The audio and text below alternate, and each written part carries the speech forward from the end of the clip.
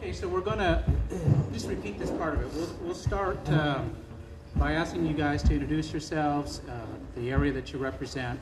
We're going to have 5 minutes apiece, and then we're going to ask a question, give you 2 minutes apiece to answer that question or respond to the previous person's answer.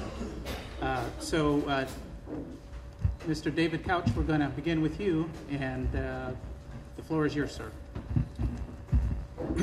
Thank you. Can you hear me okay? Yes. Okay. My name is David Couch, and I want to thank you for allowing us to be here with you tonight and for the Tea Party for holding this forum. It's my pleasure to be here. I'll tell you a little bit about myself. I was born and raised in Bakersfield. I attended local public schools, attended Bakersfield High School. Any other drillers here tonight? Yeah. Okay.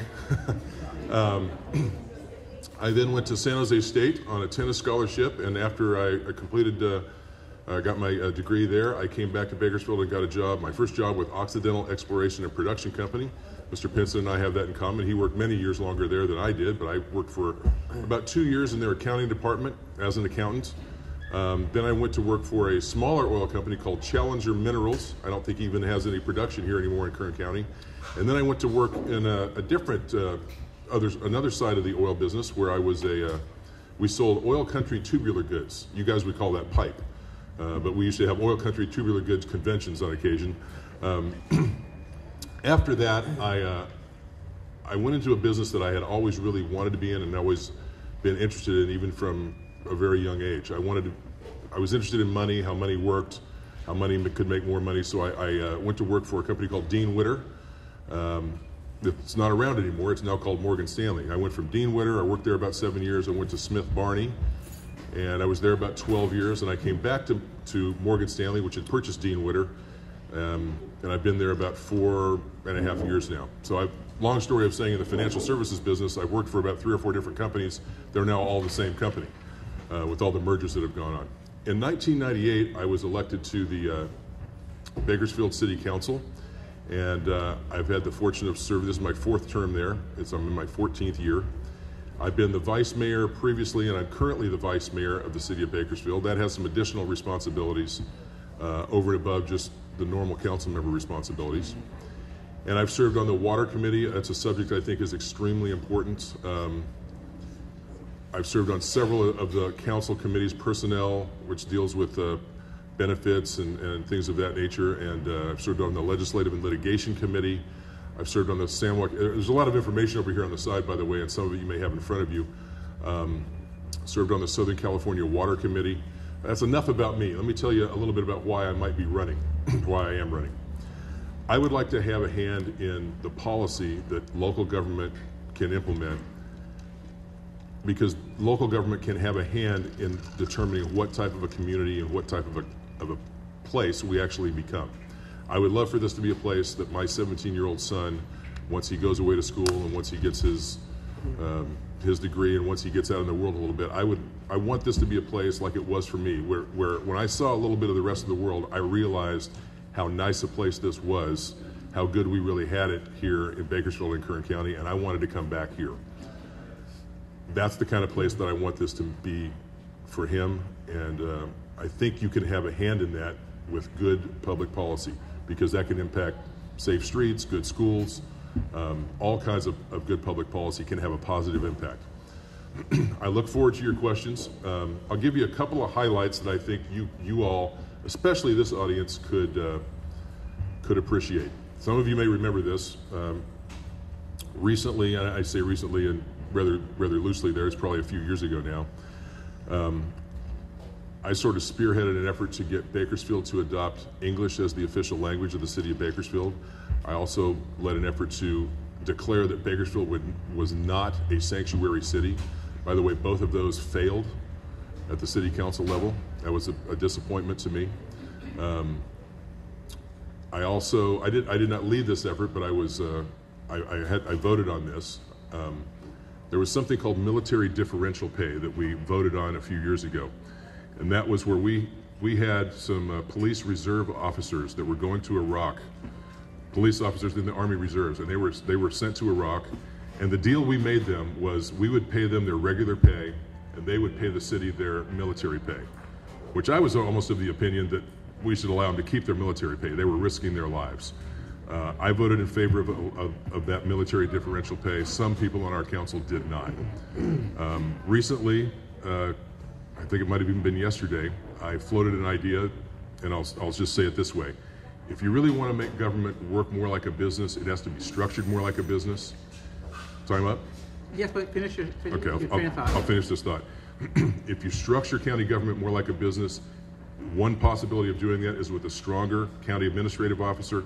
If we have that, I think it's a legitimate and open question whether or not the Board of Supervisors would be a full-time position or a part-time position, and what their pay would be might be diminished. And I'm willing to work in either system, and I floated that idea yesterday. I just thought you might be interested in that. Thank you very much.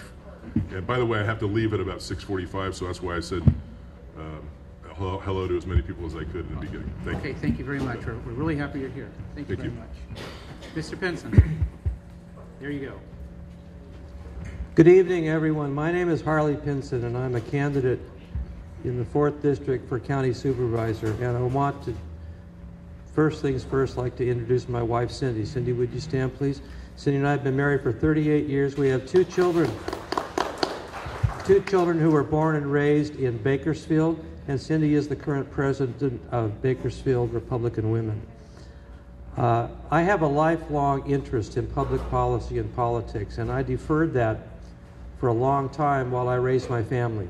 And now my children are grown, and I can exercise this opportunity to offer myself to serve locally and to make a difference locally. I'm not interested in running for any other office now or in the future. I want to see how I can make the community that we live in and that is our home a better place. The major political movement in the last 50 years has been the assault on structure and authority undertaken by the political left and the counterculture. That assault has weakened all of our institutions. It has weakened our country's and our culture's immune system. And we see it every day, and every day that we read the newspaper, and every day that we watch the TV. President Obama is the current embodiment of that assault on structure and authority in America. That is what we have to contend with. And it's what drives me and what motivates me to run for this office.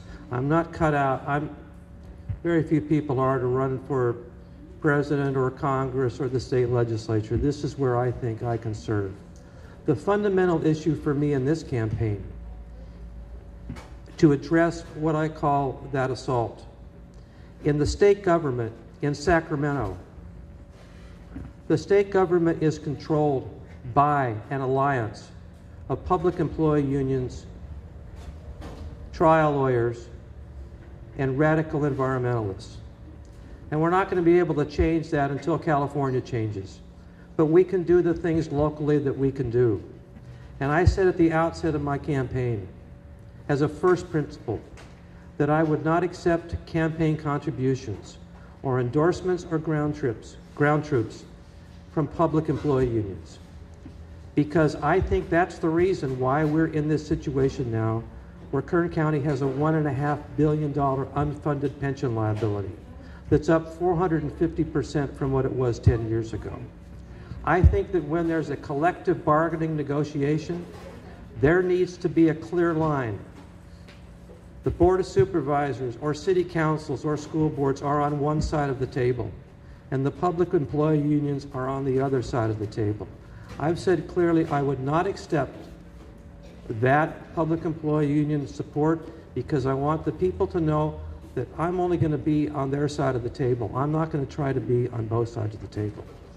Second is we have a county government that is really fit for 1940, when our county was about 1/4 the size that it is now, or 1/5 the population. We have 32 department heads who each report to each of the 5 members of the Board of Supervisors. Nobody would ever construct an organization that way. We have 71 boards and commissions that the County Board of Supervisors has created over time. There hasn't been a review of those. I don't think ever.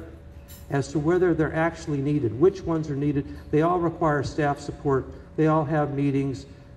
They all have budgets.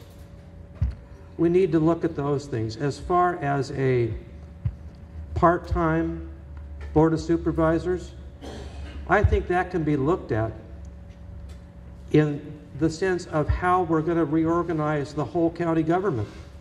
But it isn't something you throw out as an idea in a campaign without having thought it through.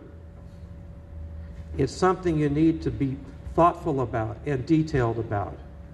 And if you have a part-time Board of Supervisors, unelected bureaucrats and public employee unions are going to have even more power than they have now, because the public's representatives, the elected people, are not going to be as attentive. They're going to have other jobs. So I'm serious about this campaign. I'm serious about serving.